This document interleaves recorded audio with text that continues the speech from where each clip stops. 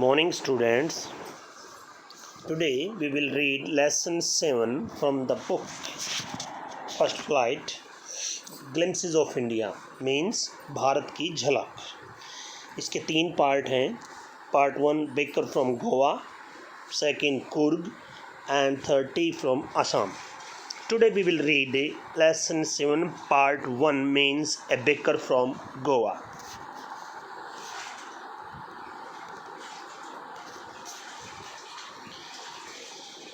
Baker from Goa, Lucio Rodriguez. Before you read, discuss in class में discuss कीजिए. अब class तो है नहीं, फिर भी आप आपस में डिस्कस कर सकते हैं. What images of people and the places come to your mind when you think of your own country? जब आप अपने देश के बारे में सोचते हैं तो किस प्रकार की इमेजेस लोगों की और स्थानों की आपके दिमाग में आती है. What parts of India have you lived in or visited? आप भारत के किस हिस्से में रहे हैं या घूमे हैं. Can you name some popular tourist destination? क्या आप कुछ प्रसिद्ध टूरिस्ट यानी जो घूमते हैं विजिटर्स, उन डेस्टिनेशन यानी स्थानों के नाम बता सकते हैं. You may know that apart from the British, the Dutch and the French, Portuguese have also played a part in the history of our country. आप ये जानते होंगे कि अंग्रेज़ों के अलावा डच, फ्रेंच और पुर्तगालियों ने भी भारत के इतिहास में एक रोल निभाया है. Can you say which parts of India show French and Portuguese influences? क्या आप भारत के उन हिस्सों के नाम बता सकते हैं जहां फ्रेंच और पोर्तुगीज़ प्रभाव में रहे हैं. आपको पता है तो अच्छी बात है, नहीं पता तो मैं बता देता हूँ. जैसे फॉर एग्ज़ाम्पल फ्रेंच की तो पांडिचेरी, लास्ट तक जो उनकी बस्ती थी फ्रांसीसियों की, जैसे पूरा भारत लगभग अंग्रेज़ों के अधीन था, लेकिन पांडिचेरी फ्रांस के अधीन थी. और गोवा पुर्तगालियों की. गोवा तो सबसे लास्ट में रिलीज़ हुआ है 1960 के भी बाद, 62-64 के करीब, तब जाके भारत गोवा आज़ाद हुआ. वहाँ पर पुर्तगालियों का अधिकार था.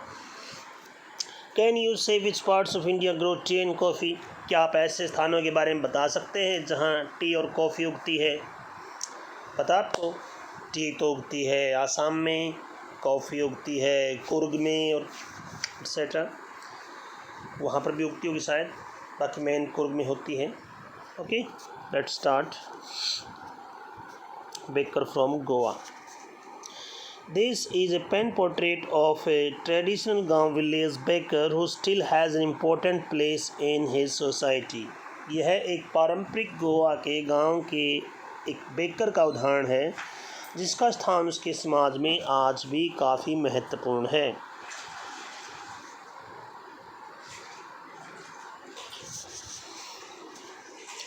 Our elders are often heard reminiscing nostalgically about those good old Portuguese days. हमारे बड़े गांव के बड़े लोगों को प्राय उन अच्छे पुर्तगाली दिनों की याद करते हुए सुनते हैं. The Portuguese and their famous loaves of bread. पुर्तगालियों के और उनके प्रसिद्ध ब्रेड, डबल रोटी के बंडलों के बारे में सोचते हैं. या आपके यहाँ भी देखे होंगे कई बार अंग्रेज़ों की बात करते हैं, अंग्रेज़ों का राज था. अपने यहाँ तो, क्योंकि हमारे यहाँ तो अंग्रेज़ों का था, क्योंकि अंग्रेज़ों का राज ऐसे था. Those eaters of loaves might have vanished, but the makers are still there. उन डबल रोटियों को खाने वाले लोग आज चाहे ना रहें, लेकिन उनके बनाने वाले आज भी वहाँ हैं. We still have among us the mixture. हमारे बीच में से ही मिक्सचर हैं. The molders हैं and those who bake the loaves. हमारे बीच में से मिक्सचर, सांचे को ढालने वाले, रोटी सेकने वाले आज भी हैं. Those age old time tested furnaces still exist. वो समय की कसौटी पर परखी गई भट्टियाँ आज भी अस्तित्व में हैं. The fire in the furnaces has not yet been extinguished. उन भट्टियों की आग आज भी बुझी नहीं है. The thud and the jingle of the traditional baker's bamboo heralding his arrival in the morning can still be heard in some places.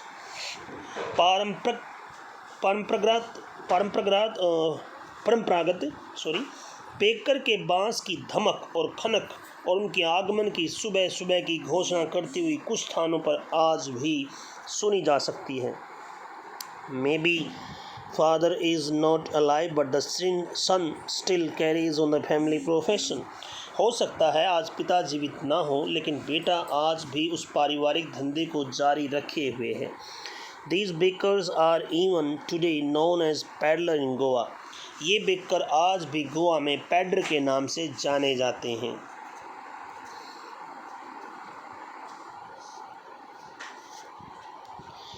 During our childhood in Goa, the baker used to be our friend, companion and guide.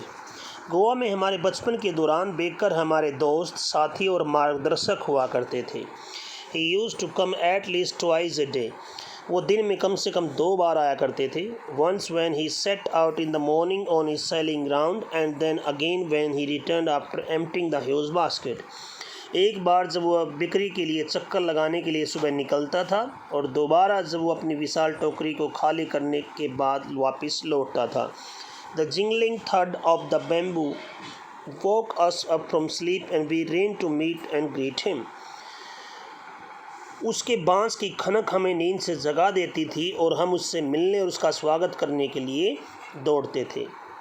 Why is it so? ऐसा क्यों था? Was it for the love of the loaf? क्या double रोटी के प्रति प्रेम के कारण था ये? Not at all, बिल्कुल नहीं। The loaves were brought by some Paskins और Bastin. डबल रोटी तो किसी पास्किन या बास्टाइन के द्वारा खरीदी जाती थी। The maid servant of the house, जो घर की नौकरानी होती थी। What we long for were those bread bangles which we choose carefully. हम तो जिस चीज़ के लिए तड़पते थे वो थी डबल रोटी के वो छल्ले, जिसका चुनाव हम बड़े सावधानी पूर्वक किया करते थे। Sometimes it was sweet bread of special make. कई बार ये स्पेशल प्रकार की बनाई गई ब्रेड होती थी।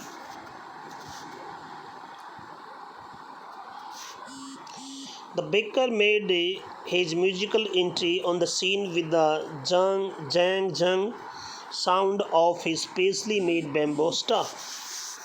बेकर अपने संगीतमय प्रवेश को उसके बांस के स्पेशल बने डंडे की झन झन की आवाज़ के साथ करता था। One hand supported the basket on his head and the other banged the bamboo on his ground. एक हाथ से अपने सिर पर रखे टोकरे को सहारा देता था और दूसरे हाथ से ज़मीन पर बांस को बजाता था। He would greet the lady of the house with good morning. वह घर की मालकिन को गुड मॉर्निंग कहकर अभिवादन करता था। And then place his basket on his vertical bamboo. और फिर अपने उस टोकरे को उस ऊर्ध्वाकार बांस पर रख लेता था। We kids would be pushed aside with a mild rebuke and the loaves would be delivered to the servant. हम बच्चे एक हल्की झड़की के द्वारा दूर हटा दिए जाते थे और डबल रोटियां नौकरानी को दे दी जाती थी। But we would not give up, लेकिन हम हार मानने वाले नहीं थे। We would climb a bench और the perpet the peep into the basket. Somehow I can still recall the typical furnace of those loaves. हम किसी बेंच पर अथवा मुंडेर पर चढ़ जाते थे और टोकरी में झांक कर देखते थे। मैं आज भी उन डबल रोटियों की विशेष महक को याद कर सकता हूँ। Loaves for the elders and the bangles for the children. बड़ों के लिए डबल रोटियाँ और बच्चों के लिए वो गोलकार डबल रोटियों के छल्ले। Then we did not even care for brush our teeth or wash our mouths properly. उन दिनों हम अपने दांतों में ब्रश की परवाह भी नहीं करते थे अथवा मुंह को भी साफ नहीं करते थे। And why should we? और हम क्यों करें? Who would make the trouble of plucking and mango leaf for the toothbrush? Toothbrush के लिए आम के पत्ते तोड़ने का कष्ट कौन उठाए? And why was it necessary at all? और आखिरकार ये आवश्यक भी क्यों था? The tiger never brushed his teeth. दांत टाइगर मतलब शेर के दांत तो कभी टाइगर के दांतों को तो ब्रश कोई नहीं करता। Hot tea would wash and clean up everything so nicely after all. आखिरकार गर्म चाय उन सब चीज़ों को अच्छी तरह से साफ़ कर देती थी। मतलब गर्म चाय से ही सारा उसका मुंह साफ हो जाता है। मतलब किसको टेंशन थी? बच्चे तो मानते हैं ना, ये बच्चे दिक्कत मानते हैं ऐसी चीज़ें साफ़ करने में, ये वगैरह भाई कहाँ कॉलगेट ब्रश ये करने होगी।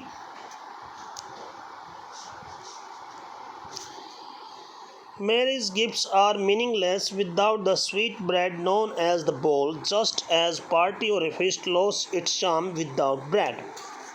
शादी के उपहार बिना मीठे ब्रेड को जिन्हें बोल कहते हैं वो अर्थहीन है, जिस तरह से एक पार्टी का भोज बिना ब्रेड के रोमांस खो देता है. Not even can be said to show how important a baker can be for a village. ये दिखाने के लिए कि बेकर गांव के लिए कितना महत्वपूर्ण हो सकता है, इससे अधिक कुछ नहीं कहा जा सकता. The lady of the house must prepare sandwich on the occasion of a daughter engagement. घर की महिला को अपनी बेटी की मंगनी पर सैंडविच तैयार करने होते हैं. केक्स एंड बोलिंगनेस are the must for Christmas as well as other festivals. Cake और बेलिहान्स क्रिसमस और अन्य त्योहारों के लिए ज़रूरी हैं. Thus the presence of the baker furnace in the village is absolutely essential. इस प्रकार गांव के में बेकर की भट्टी का होना अत्यंत आवश्यक है.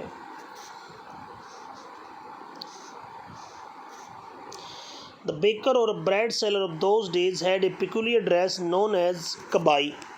उन दिनों के बेकर अर्थात ब्रेड बेचने वालों की एक विशेष पोशाक होती थी जिसको कबाई नाम से जाना जाता था. It was a single piece long frock reaching down to knees. यह एक लंबी पीस फ्रॉक जैसी होती थी, जिसे एक कपड़े का एक टुकड़ा फ्रॉक होता है जो घुटनों तक पहुंचता था. In our childhood, we saw bakers wearing a shirt and trousers which were shorter than a full-length ones and shorter than half pants. हम अपने बचपन में बेकरों को एक शर्ट और पैंट पहनते देखते थे जो पूरी पैंट से थोड़ी छोटी और निक्कर से लंबी होती थी, घुटनों से थोड़ा नीचे पहुंचती थी. Even today, anyone who wears a half pant which reaches just below the knees invites the comment that he is dressed like a pedant. यहाँ तक कि आज भी जब कोई घुटनों से नीचे तक पहुँचने वाली निक्कर पहनता है तो उस पर टिप्पणी की जाती है कि वो एक पेडर की तरह पोशाक पहने हुए है.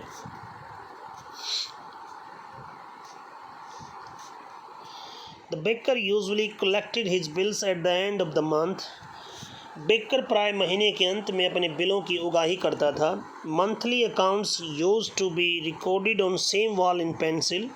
महीने के हिसाब किताब को पेंसिल के द्वारा किसी दीवार पर लिख दिया जाता था. Baking was Indeed A profitable profession in old days. जो बेकिंग का धंधा था वास्तव में प्राचीन दिनों में फ़ायदे का धंधा था. The baker and his family never starved. Baker और उसका परिवार कभी भूखे नहीं मरे. He and his family and his servants always looked happy and prosperous. वो उसका परिवार अथवा उसके नौकर सदैव सुख और वैभवशाली दिखाई देते थे. Their plump physique was an open testimony to this. उनका मोटा ताज़ा शरीर इस बात का स्पष्ट प्रमाण था. Even today, any persons with a jackfruit-like physical appearance is rarely compared to a baker. आज भी यदि कोई कटहल जैसा व्यक्ति अर्थात कटहल जो मोटा टाइप होता है, फल होता है, उसके जैसे फिजिक्स का यदि व्यक्ति कोई दिखाई देता है तो उसकी तुलना बेकर से की जाती है. That's it. Baker from Goa. End of this lesson. Part of this lesson means baker from Goa.